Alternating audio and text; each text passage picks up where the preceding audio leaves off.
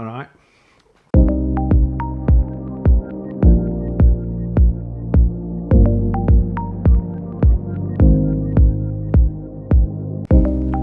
Hiya. So today I want to talk about defects being driven. It says in the big book we are, and I might put this bit in, we are driven by 100 forms of fear, self-delusion, self-pity. I want to talk about that in the context of step one, because quite a lot of people who I see don't really understand step one. They don't understand the first bit, that we are alcoholic, because they think it's some psychiatric condition or some moral condition that basically when the consequences will sort them out. You know, if they get honest about the consequences, that'll enable them to stop drinking, which it's not that. Anyway, so the first bit is that we were alcoholic, and alcoholic is a medical term in America.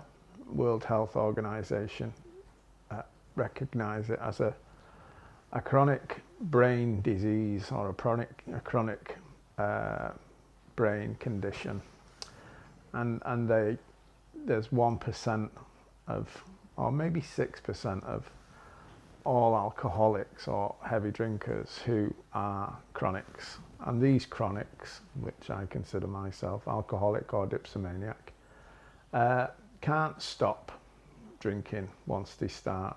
They produce massive levels of dopamine, and they feel they have an opiate type effect, a big opiate type effect. Other people don't understand this, and we don't understand it. We've not understood it until more recently, when we've had PET scanners and this, that and the other. There was a doctor called Dr. Silkwood who wrote The Doctor's Opinion in the big book, and he guessed that there was a physical element, and he put it in his part. He wrote 2 letters to the fellowship for the book, and he suggested that any theory of alcoholism that didn't mention the physical aspect was not worth looking at. And but he was working on a hunch. Subsequently, in the 50s and 60s, other researchers have done work, and more recently in the 90s and 2000s, with the aid of PET scanners and radioactive isotopes, we can see what's going on in our brains. And even when we think about drinking, it releases a little bit of dopamine, and we go into sort of withdrawal straight away, and that sets off the phenomenon of craving, because we want that, and once that goes off, so it's part in the mind, but if we actually put 1 fluid ounce of alcohol in us, say 1 fluid ounce of Jack Daniels, a double, we're off. We're under orders. We have pretty much no control, and we can't say when it's going to stop, and we can't. We can have periods of. This is where it all gets a bit complicated, because I used to, from 1990, from January 1990 to November 1991, nearly 2 years, I had 6 drinks. There were significant gaps. The last gap was 6 months. So there were significant gaps in my drinking.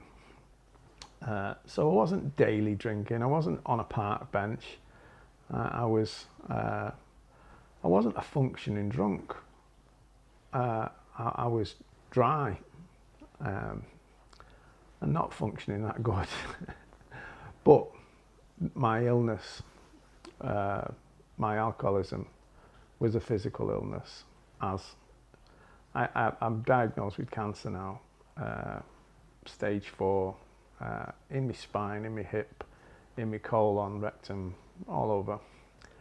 And it's not a problem of morals or thinking. It's a physical condition in my body, as is my alcoholism. So it's a little bit more complicated than that, but we're talking about step 1. So if you think about it as like cancer or diarrhea, I'll get back to that. But physical alcoholism is a physical illness. It's mental as well. So the obsession is mental. But in the first instance, we admitted we were alcoholic, and that is that we had this condition, and that our lives had become unmanageable. And this is the second part of step 1, where most people fall down. And because the 98% of this, apparently, according to Public Health UK, during the lockdown, during COVID, there was a lot of people who started drinking at home instead of going out.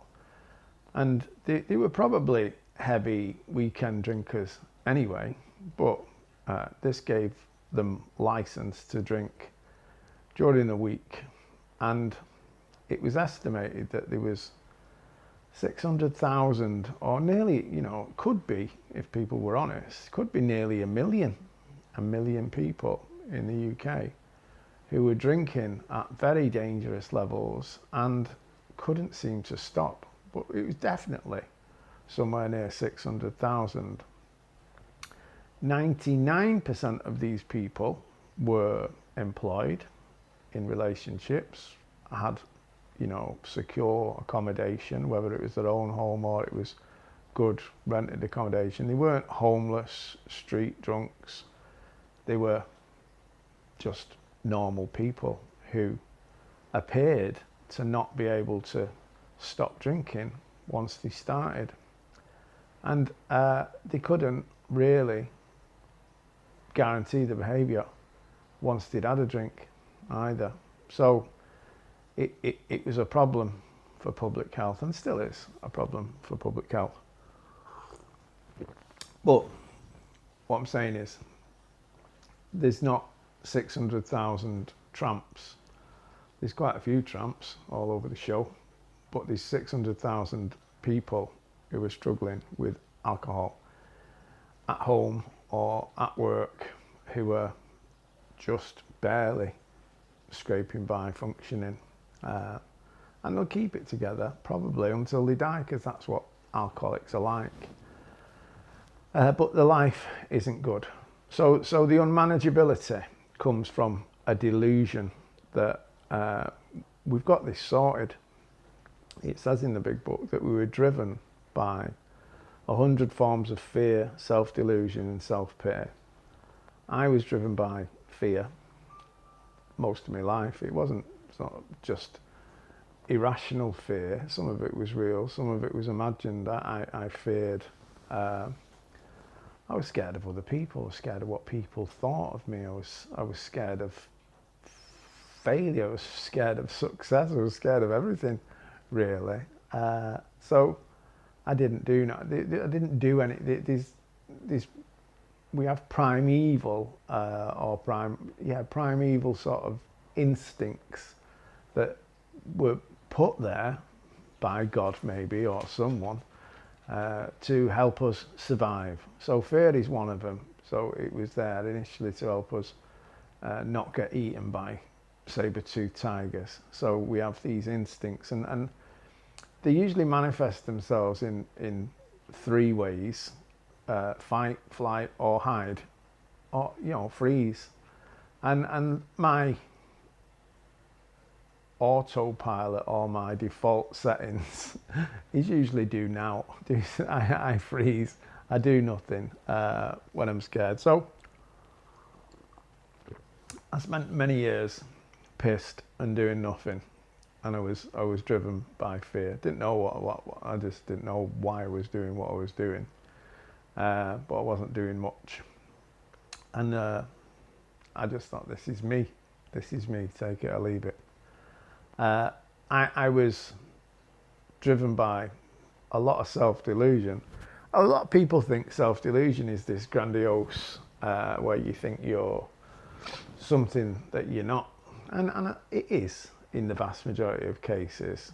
There's a lot of people who come to like try to get sober, and they're filled with delusions of grandeur, and that stops them from getting sober. I thought that because I didn't have anything, because I was basically a tramp, a young tramp. I was cool. I was a cool young tramp, by the way. But I was a young homeless person that I don't suffer with pride. I'm humble. I was humiliated. That's what I was. I wasn't humble. But I was deluded in my thinking, because I lived in quite squalid conditions a lot of the time, and unsafe places, in and out of jail, and doss houses and all sorts of, I probably spent at least 2 years living at a dealer's house, and where the door could have gone in any time, and I could have got 10 years for sort of being part of big drug dealing. So I was always on red alert. You don't understand it until you've sort of been in it, but it's like, I watched The Deer Hunter, but the first time I realised it, what people are like when they sort of been living in that life, and they've been in and out of jail, and you're always on red alert. You don't know you are, but you are. And it's like them war vets, when they come out, or when they come back, and people are talking about normal life and saying, oh, Elsie's getting married to Tony, and the price of beef is gone down at Fredgo's, the butchers, and he's doing a deal, and they talk normal stuff like this, and you don't understand it. You don't fit in, you don't get it at all. But I was deluded, because I thought I could handle anything. I can handle anything, me. And that was most visibly evidenced by, some of the places that I used to end up, and I used to think, it's all right, I can handle anything. And I can't, and I couldn't, and I was deluding myself, but it was keeping me drinking this self-delusion that I was indestructible Rambo character. I think that things that fueled my delusion of indestructibility were, quite early on, I think I was about 15 or something like that, I got stabbed about 19 times in my back. Thought he was punching me in the back. I was sort of fighting this lad, and he pulled me close to him, to stop me punching him. And I thought he was punching me in the back. What are you punching me in the back for? Anyway, he was stabbing me with a big, sort of long stiletto knife, very sharp, very thin. But he stabbed me about 19 times in my back, my neck, and sort of all the way up my spine, really. And the chances of that not hitting a major organ or a major artery are like 1,000,000 to 1. And I lost a lot of blood, and I was in hospital, and they were amazed that, how lucky are you that sort of he never hit anything. It was just like millimeters away from everything. But he didn't. And it was just, and I thought, well, here we go. I'm indestructible. Following that, I fell off I was sort of dancing, showing off on top of a 5-6 story building. It was about 100 odd foot high. And I fell off because I was pissed. And I was going down to the ground. I had plenty of time because it was quite a long way. I can remember thinking, oh my goodness, you know, I'll have to do a commando roll when I get down. And I was preparing myself for a commando roll anyway. That wasn't happening because my ankles just broke, and I nearly broke my arse, nearly broke my back, sort of.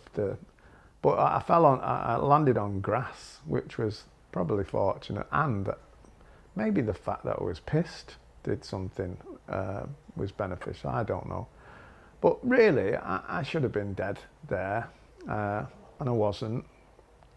And you know, I escaped with a couple of broken ankles. On another occasion, I ended up going under a bus, and it was only a little bus. It was one of them little bees or little gems or whatever they call them, and but it's still quite heavy, and it broke my arms and legs because it sort of dragged me under a little bit, but it went over my back initially, and on the back I had two, because it was a double axle, so it had two tyres on either side on the back, and it went over my back and it left tyre marks, the marks of the radial. It broke my skin, so I had like this perfect radial sort of mark of the tread on the tyre across my back, two tyres across my back, and it was just a scab in the shape of that. And the doctors and the nurses were coming in and they were saying, Jesus, look. And they kept and I asked the doctor, they kept on bringing junior doctors in, registrars and nurses, and saying, do you mind if we have a look, Mr. Hopkins? And I said, no. You know, I thought I was a minor celebrity. And I said, why do you keep looking at me back? You know, and he said, well, you really, the weight of that vehicle, and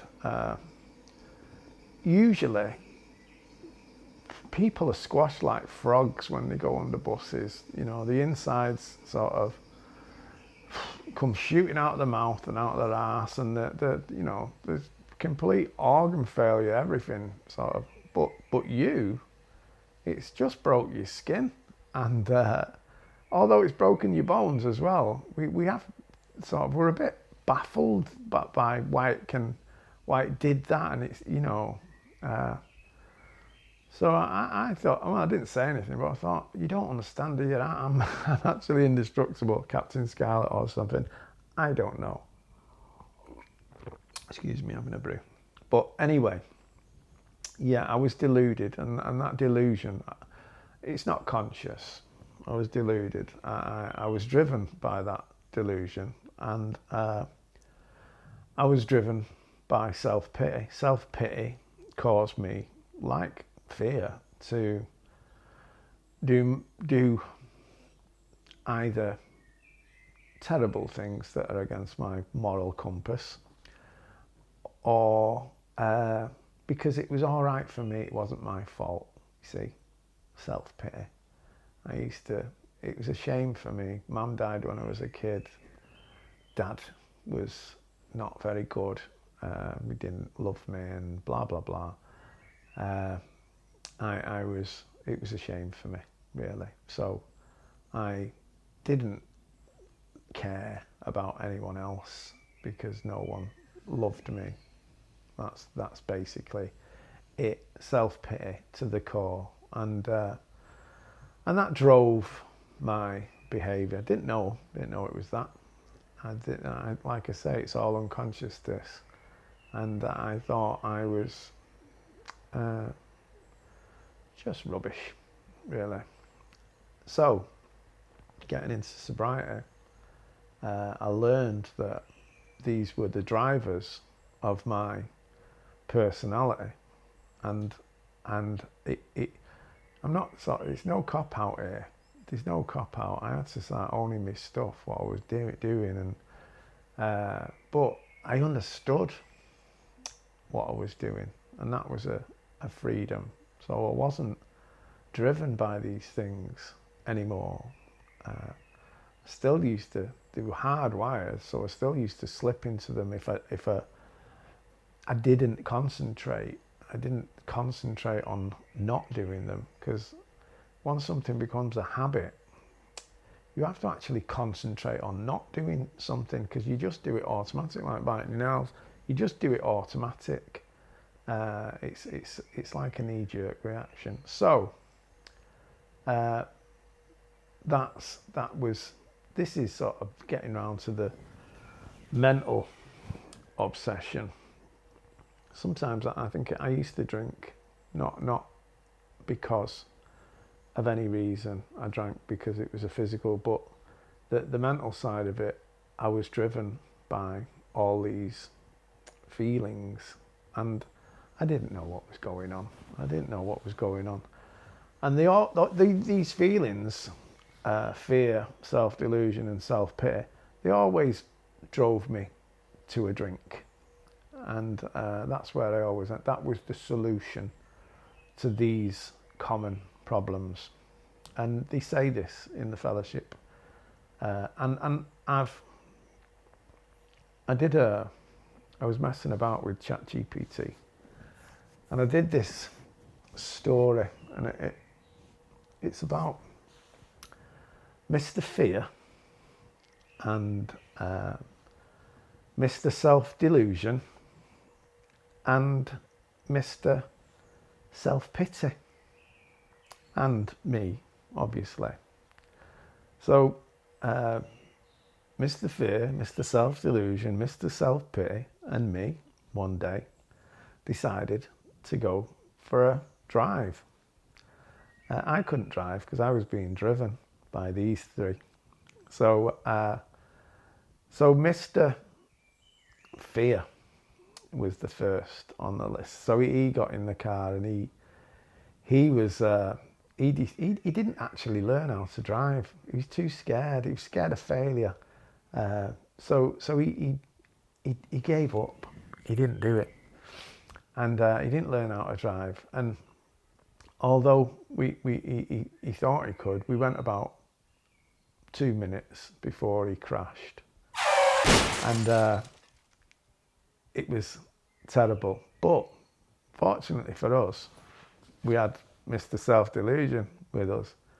He was quite a confident fellow, and he said, I'm going to take you to the nightclub. Mr.